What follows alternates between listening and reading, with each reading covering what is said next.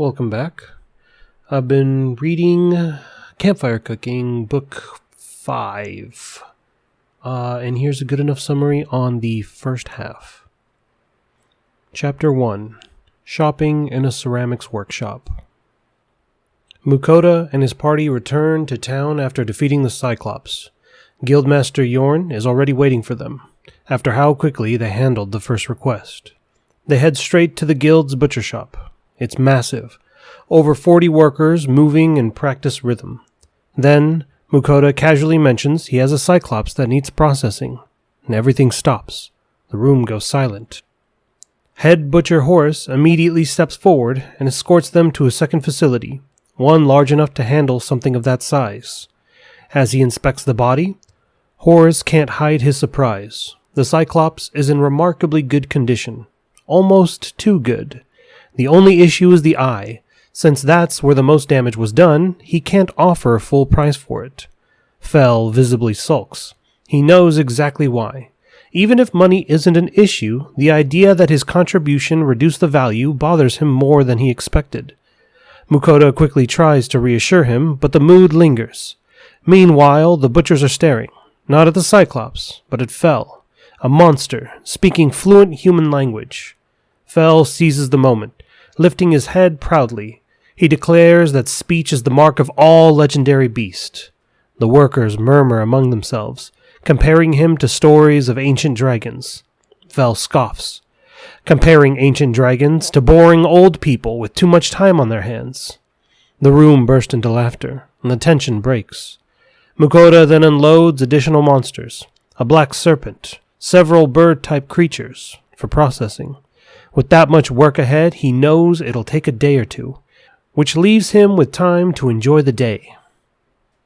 Before shopping, they step outside town to test Sue's new evolution. Sue hops out of Mukoda's bag, everyone making room. And just like before, Sue grows. But this time it doesn't stop. Sue continues expanding, swelling to an enormous mass, fully living up to its new title of Huge Slime. Sue's voice follows suit, slow, deep, and almost comically bass-heavy. After a brief moment, it shrinks back down effortlessly, immediately retreating into Mukoda's bag to relax, both of them clearly preferring its smaller form. They settle in a patch of flattened grass, courtesy of Sue, and Mukoda pulls out the grill. Before long, the smell of cooking draws attention, and a group of 5 young adventurers approach, clearly exhausted. Mukoda doesn't hesitate. He offers them food.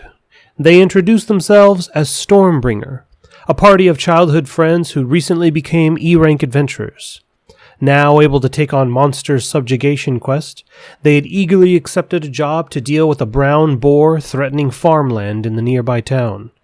The hunt went smoothly until a red boar appeared. Far stronger, far more dangerous. They only survive thanks to quick thinking and a hastily set pitfall trap. Now they're limping back, worn down and hungry. Mukoda offers them seconds, encouraging their leader, Anton, to keep talking. Anton happily obliges. He shares a rumor that an A-rank adventurer had recently arrived in town, and then he looks at Mukoda, at Fell, at Dora, and it clicks. The group erupts with questions. Before long, as they prepare to head back, Mukoda offers them a ride. Sue suddenly expands again, towering over them as Mukoda gestures for them to climb aboard. Though slower than Fell, Sue still carries them back faster than walking ever could. By the time they arrive, 2 members reveal their family runs pottery workshops, and Mukoda is invited to visit. He grins. This is exactly what he was hoping for. Back at the guild, Yorin once again greets them with perfect timing. The payout comes to 895 gold for the Cyclops and the quest rewards, and the additional monster materials. These jobs have been sitting for a while, and that's why the reward was so high.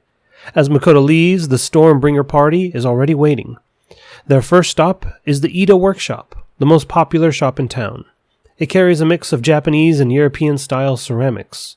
And the moment Anton introduces Mukoda as an A-rank adventurer, the owner lights up, personally guiding him through the shop. He enthusiastically presents his finest pieces, and Mukoda ends up buying several well-known items. Next is the Chevalier Workshop, Anton's family business. Anton's father is a large, sturdy man in his 50s, and he comes out to greet them. The moment he hears A-rank adventurer, his expression turns almost comically excited. The shop specializes in Japanese ceramics, and Makoto immediately feels at home. One item catches his eye, a blue cup infused with magic stones that keep drinks cold, perfect for beer. Even the apprentice-made pieces are high quality, and hearing merchants praise the shop's goods seals the deal. He leaves with a generous haul, 60 gold lighter. The final stop is the Dovin Workshop, run by Brigida's family. The reaction is louder. Her mother nearly panics upon hearing who Makoto is, loudly calling for her husband. Brigida hides her face in embarrassment. Her father arrives far more composed and introduces their European-style porcelain. Makoto imagines himself enjoying tea by the ocean with these pieces, and that's enough. He buys soup bowls and teacups for 35 gold. To thank them, Makoto invites the group back to his house, and they're stunned with how beautiful it is. He downplays it as just a rental, which only makes it more impressive in their eyes. Inside, he serves them orange juice while preparing dinner, and tonight's meal, honey mustard cockatrice sandwiches. It's an instant hit. Everyone, familiars included, devours them eagerly, and requests for seconds echo through the room. After dinner, they relax together. The Stormbringer party talk about continuing missions. If they don't work consistently, they won't rank up. Their goal is D rank, then dungeon diving. The guild even offers beginner training for it, and Makoto realizes something. He had already reached rank C by the time he arrived in Dolan, and Elrin never mentioned the class. He quietly curses him. The conversation shifts to rumors. Someone recently cleared the dungeon in Dolan, and they slowly turn to Makoto again. He admits it, and is immediately bombarded with questions. Makoto pours coffee and shares stories about treasures and traps and monsters. Time slips by unnoticed, and by the time they do, it's nearly dark out. The young adventurers head home, energized and inspired. Makoto watches them go, and he notices Fel had one eye open the entire time, listening. The next morning, Makoto wonders what to do next, and Fel answers for him. Another dungeon. Having heard the stories of similar dungeon towns within the kingdom last night, Makoto reminds him of the ocean, of seafood, of the kraken. Fel agrees instantly. Ocean first, and then the dungeon. It's about a week away, and at their pace, not long at all. Makoto is visibly reluctant, and Fel changes tactics. He loudly announces his desires to dungeon dive, just loud enough for Dora and Sue to hear, and they immediately join in, excited and restless. Makoto holds out for a moment, and then Sue bounces, and that's it. He gives in. Ocean first, then the dungeon. Fel, satisfied, pushes to leave immediately, but they still have 2 days left on the rental, so Makoto spends one of them preparing food for the journey to Berlin. Chapter 2. The Strategy to Destroy the Orc Settlement. It's their last day in town, and honestly, Makoto would rather spend time relaxing at home. Unfortunately, that's not happening. His familiars are restless, and that means a trip to the Adventurers Guild whether he likes it or not. With the recent mission completed, the town doesn't really need an A-rank adventurer hanging around anymore. Still, the guildmaster isn't about to let that kind of power go to waste. As it turns out, there's a new problem brewing. Scouts have reported a surge in orc activity nearby, enough to suggest a settlement, and worse, if left unchecked, it could eventually produce a king. The situation is already strained, and the recent appearances of Cyclops and those dangerous plants drove villagers away, and many local adventurers have been hired as escorts. The guild is short on manpower, and time isn't on their side. Orcs multiply fast. Makoto glances at Fel, silently asking the real decision-maker. Fel agrees without much fuss. Orc fights are boring, sure, but the meat makes it worthwhile.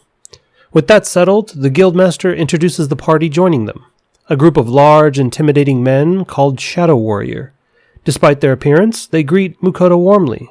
He can't help but internally cringe at yet another over-the-top party name. But he keeps it to himself as he introduces his own companions. As expected, Fel and Dora immediately command respect. Sue, on the other hand, gets underestimated for being just a slime. That assumption doesn't last long. The orc settlement is about a day's journey away, but Mukoda has no intentions of walking. Once outside the town, he asks Sue to grow.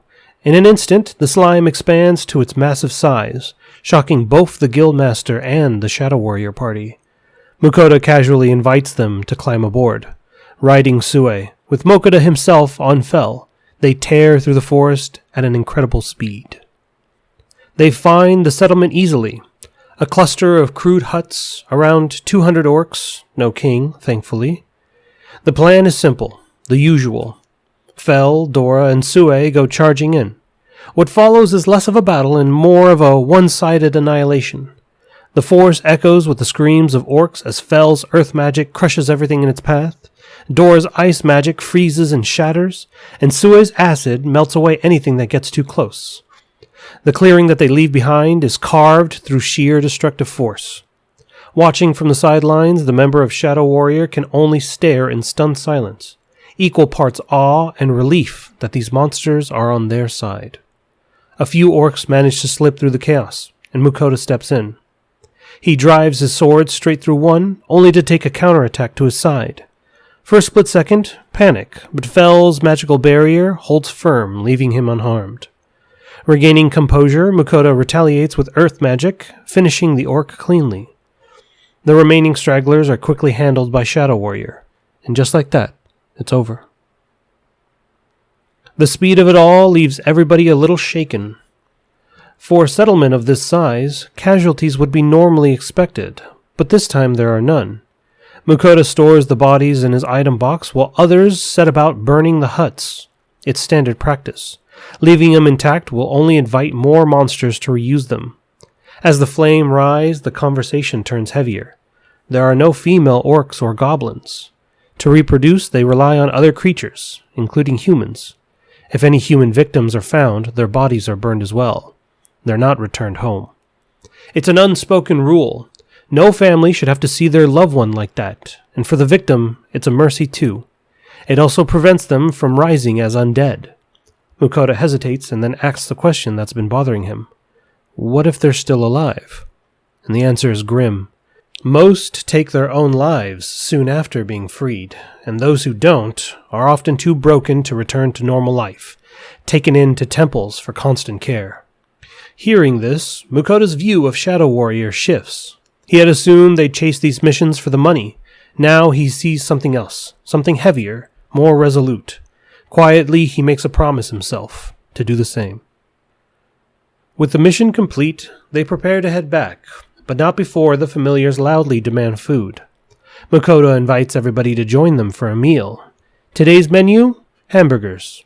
Their reaction is immediate and overwhelming. The men of Shadow Warrior are practically in tears, grateful they accepted the job if only for this meal. As they eat, they swap stories. Mukoda mentions their next destination, their seaside town of Berlin.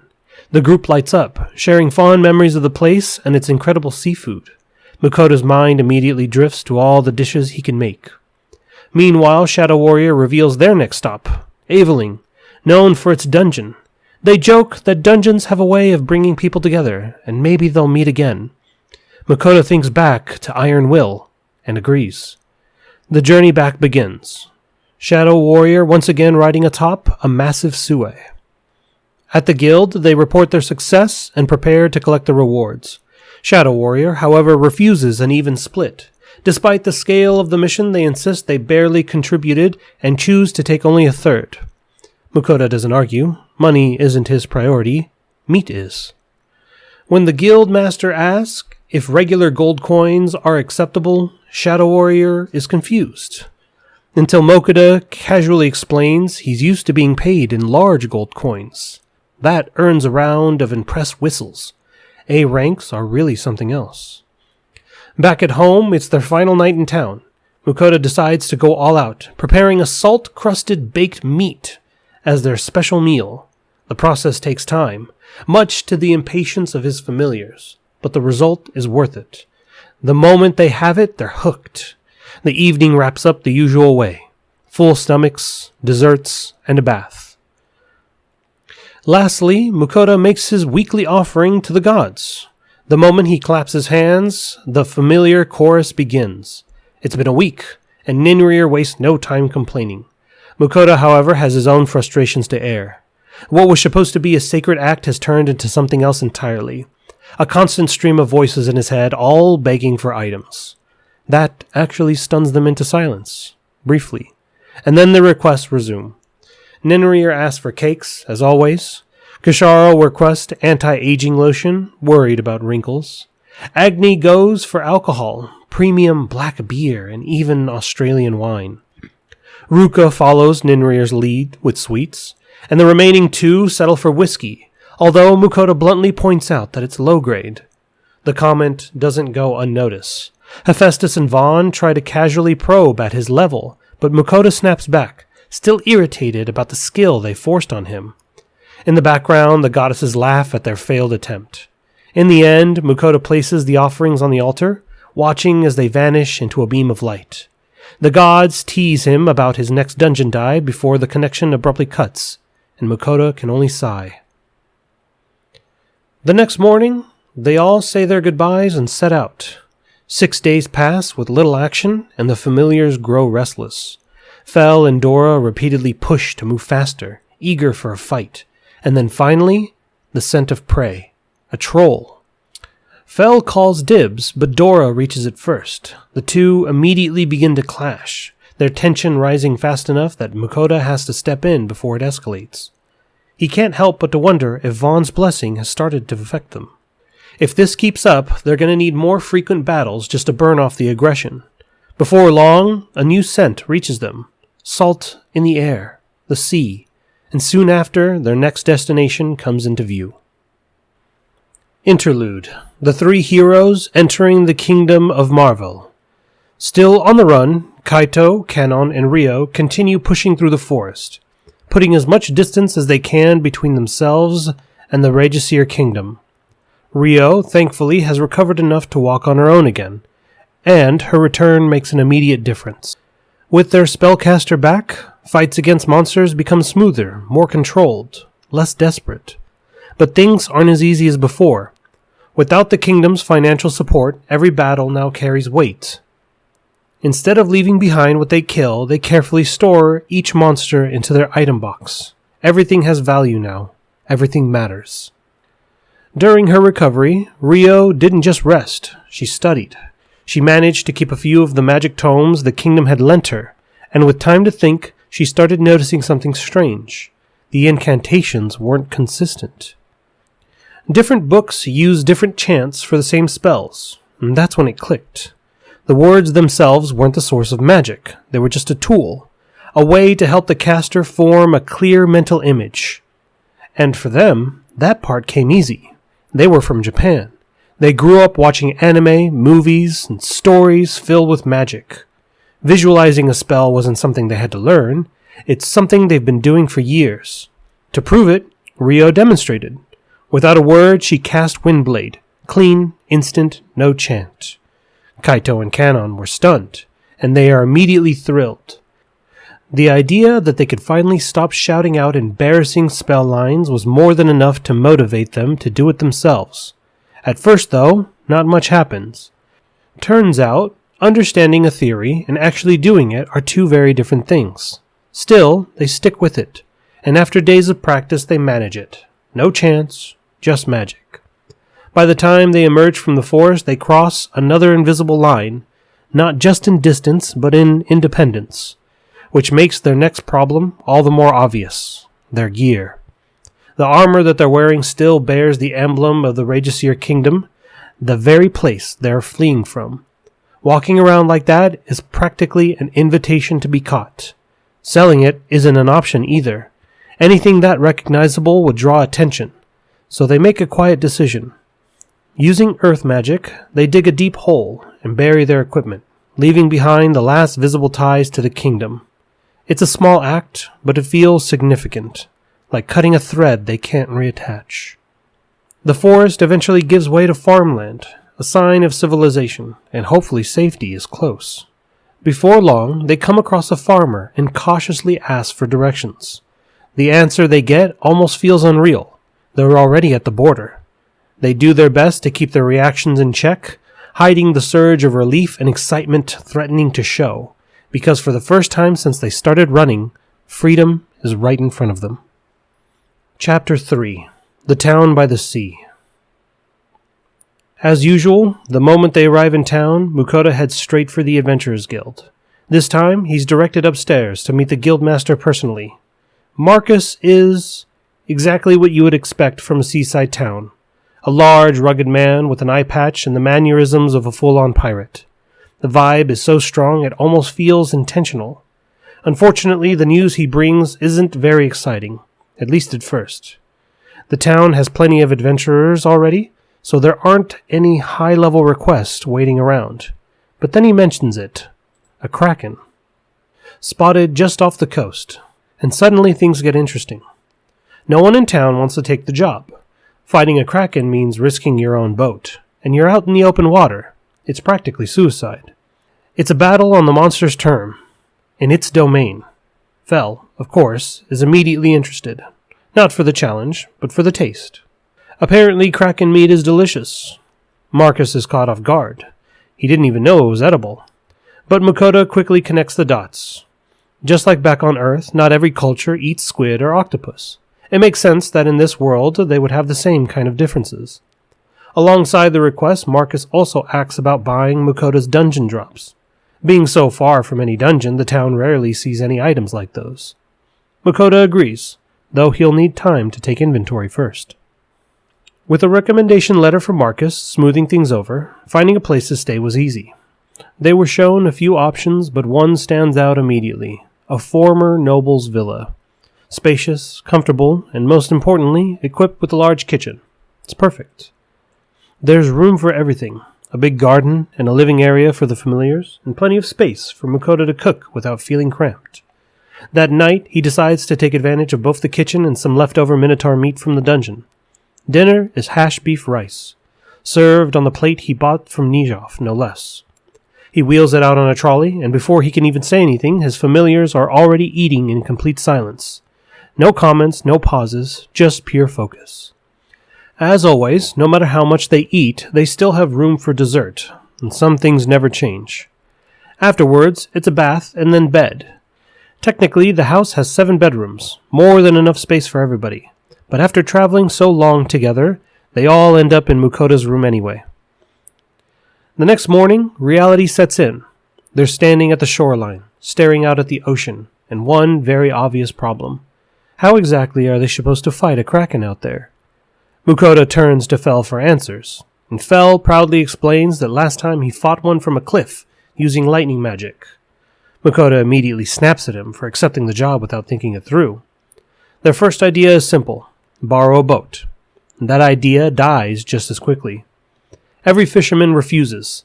Their boats are their livelihood, and no one is willing to risk it against a monster known for dragging ships beneath the waves. Back at the pier, they try to come up with something else. Meanwhile, Sue is casually playing in the water, snagging fish with a tentacle. At one point, he asks if he can eat one, and then does so before anybody else answers. Poisonous or not, it doesn't matter. Thanks to Ruka's blessing, Sue is immune. And more than that, her blessing makes him perfectly comfortable in the water. That's when it clicks, and he gets an idea. They don't need a boat, they have Sue. Riding on Sue's back, they head out into the open sea. Mukoda showers him with praise, which earns a bit of sulking from Fel and laughter from Dora. But before long, the mood shifts. They sense something up ahead. 3 presences. A battle is already underway. A massive kraken is locked in combat with the sea serpent, the 2 evenly matched. Lurking nearby, hidden beneath the surface, a 3rd monster, waiting patiently to steal the spoils. That doesn't sit well with Sue. Actually, it makes him angry. The roles split naturally. Fel and Dora go for the kraken and the serpent, and Sue takes the opportunist. The fight ends almost instantly. Fel and Dora's lightning magic obliterates their targets in a single strike, and when the 3rd monster moves in, Sue intercepts mid-attempt, piercing it cleanly with a tentacle. Mukoda quickly checks it. It's an Aspidocolon, an S-rank monster with top-grade white meat. That's new information. His appraisal must have improved. Not that he has time to dwell on it. All 3 massive creatures are quickly stored in the item box. Mission complete. And then some. Back at the guild, Marcus is already impressed. But even he wasn't expecting this. The speed alone was shocking. Then Mukoda casually mentions that they defeated 3 monsters, and that breaks him. For a moment, the tough pirate-like demeanor completely cracks. He also asks why they didn't use the guild boat. That would have been nice to know earlier. At the butcher's, the reaction is immediate. Cheers erupt the moment the Kraken is revealed. The monster had been a constant threat to the town, and now it's finally gone. Even better, it's fresh. And with the 2 additional high-ranking sea monsters on top of that, the entire place buzzes with excitement. It had been years since they handled catches of this quality. The guild won't get any of the meat, which is disappointing, but the materials alone will fetch a high price, so no one is too upset. As the butchers get to work, Mukoda's familiars start complaining, predictably hungry again. He hands out snack buns and cola to keep them quiet while they wait. Watching the process, Mukoda noticed just how tough the Kraken's hide is. It's prime material for leather, while the serpent's scales are perfect for high-quality armor. At one point, Mukoda steps in to help. The moment he pulls out his mithril knife, the room reacts. Impressed whistles. Quiet admiration. Yeah, definitely A-ranked. Someone also comments the size of his item box. Pulling out 3 monsters of that scale isn't normal. That earns them a warning look from Marcus. And in the background, Mukoda overhears something unsettling. A royal order. Leave him alone or face consequences. It's meant to protect him, but it doesn't sit entirely right. He appreciates the freedom, just not the pressure it puts on others. With the butchering taking time, Mukoda decides to come back the next day to collect the meat. As they leave, there's a noticeable shift in town. With the Kraken gone, the fishermen can finally return to work without fear. And for Mukoda, there's only one thing on his mind. The market. Fresh seafood. Okay, so that was the first half of Book 5. This is just classic Campfire cooking. It's just problems that nobody wants to solve is done in minutes by Mukoda and the kids. We get more of the same from Chapter 1. Chapter 2 kind of hits us with, like, the dark weight behind, like, orc and goblin hunting, which is... There's also the catching up with the 3 heroes. You love to see it. How do I phrase this? I don't like that the anime skipped everything that happens with the 3 heroes, but I understand why. Because it's, like, not important. But also, I like that it's there. I like that they're learning to rely on themselves. Like, there's no kingdom safety net. It's just their own strength and choices now. Anyway, I will get around to read the second half. I have not been uploading recently because I have been a little sick due to allergies, and I don't want to record with my voice being all messed up. Yeah. Thanks for stopping by. I'll have more notes soon.